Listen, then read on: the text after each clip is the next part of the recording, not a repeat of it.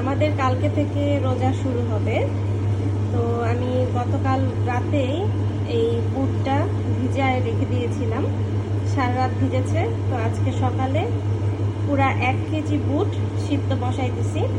তো এগুলো একসাথে পুরো 1 কেজি বুট সিদ্ধ করে আমি এগুলো সুন্দর করে ভাগ ভাগ করে জিপলক ব্যাগে ভরে ডিপ ফ্রিজে রেখে দিব। তো যেদিন রোজায় আমরা বুট ভাজা করে এগুলো খাবো, সেদিন জাস্ট 1 প্যাকেট করে বের করে ভুনা করে নিব ইফতারের টাইমে। তো এতে করে কাজের অনেক সুবিধা হয়, অনেক সাহায্য হয় আর কি।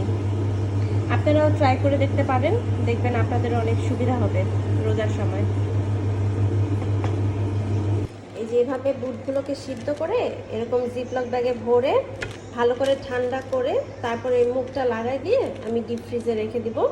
তো যেদিন আমরা বুট ভাজা খাবো সেদিন এই 1 প্যাকেট করে বের করে জাস্ট ভুনা করে নিব। তাহলে এটা অনেক অনেক সুবিধা হয় না, কাজের অনেক সুবিধা হয়। এভাবে আপনারাও চেষ্টা করতে পারেন, ট্রাই করে দেখতে পারেন আর কি।